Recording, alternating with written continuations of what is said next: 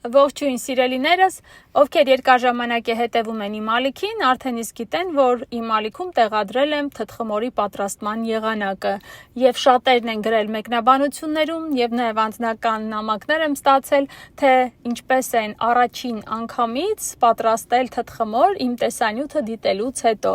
Սիրելիներս, ես հղումը կդնեմ ներքևում, ովքեր որ նոր պետք է պատրաստեն, անպայման հետևեք տեսանյութի ընթացքին եւ ձեր մոտ կստացվի հենց առաջին փորձից։ Թթխմորի տեսանյութի տակ շատերն են գրել, թե ինչպես պահել թթխմորը, երբ որ արդեն իսկ պատրաստ է։ Սիրելիներս, երբ որ պատրաստ է, տեղափոխում եք սառնարան եւ եթե թխելու եք թթխմորով հաց շաբաթը մեկ անգամ, ուրեմն շաբաթը մեկ անգամ հանում եք սառնարանից, կերակրում եք եւ թխում։ Իսկ եթե ավելի հաճախ եք թխելու, ուրեմն թողնում եք սենյակային ջերմաստիճանում եւ ամեն օր կերակրում եք ձեր թթխմորին։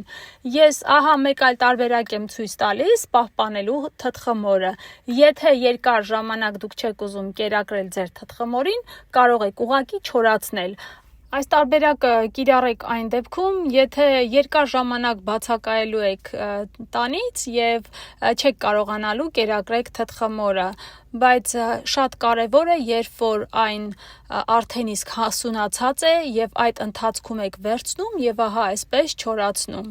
Անպայման դնում ենք յուղաթուղթը եւ ակտիվ թթխմորը այսպես տարածում ենք բոլոր երկայնքով մեկ։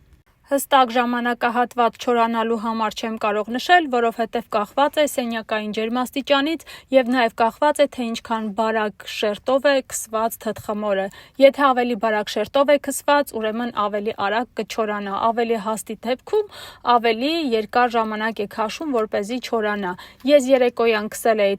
թղթի վրա, այդ յուղաթղթի վրա, բայց տեսնում եք առավոտյան արդեն իսկ այսքան տարածքները դեռ մնացել է եւ չի չորացել, այսինքն կթողնեմ, որ ավելի երկար մնա։ Արդեն երեկոյան այս տեսքը ունի, լավ չորացել է, եթե առանձնանում է յուղաթղթից, ուրեմն լավ չորացած է։ Ուղղակի վերցնում եք այսպես փոքր մասերի եք բաժանում, կարող եք ուղղակի փոքր մասերի բաժանել, բայց ես սիրում եմ, երբ որ ավելի մանրեցված է լինում, հիմա այնպես կանեմ, որ ավելի մանր լինեն, որովհետև երբ որ ավելի հաստ է լինում, արդեն իսկ թթխմորը, եթե ցանկանում են կրկին հետ բերել իր նախկին տեսքին, ավելի դժվարությամբ է հալվում ջրի հետ միասին, այսինքն միասեռ զանգված ավելի դժվար է ստացվում։ Ես անպայման տեսանյութը կնկարեմ, թե ինչպես չորացրած թթխմորից ստանալ կրկին շատ ակտիվ թթխմոր։ Մի քանի օր է տևում, շատ երկար process չի լինում, ինչպես գիտեք, հենց սկզբնական շրջանում, երբ որ թթխմորը պատրաստում ենք, մեզ հարկավոր է լինում 1 շաբաթից 2 շաբաթ, միգուցե մի փոքր ավել, իսկ այս դեպքում, եթե դուք արդեն իսկ ձեռքի տակ ունեք նման կերպով չորացրած թթխմոր, բավականին շատ արագ տեմպերով 3 օրում կարող եք ձեր հին թթխմորը հետ բերել։ Հիմա կտեղափոխենք ապակյա տարայի մեջ եւ հերմետիկ կփակենք, տեղափոխելու ենք չոր եւ մութ տեղ։ Պահում ենք 6 ամիս, 6 ամսից կարող եք ավելի երկար էլ պահել, բայց նախընտրելի է մինչև 6 ամիս պահել այս տարբերակով չորացրած թթխմորը։ Սիրելիներս, պատրաստեք թթխմորը, նաև թխեք թթխմորով հաց, որովհետև աշխարհում ամենահամեղ եւ առողջարար հացերն են համարվում թթխմորով հացերը։ Իսկ եթե ունեք հարցեր, անպայման մեկնաբանություններում գրեք ձեր հարցերը, կաշխատեմ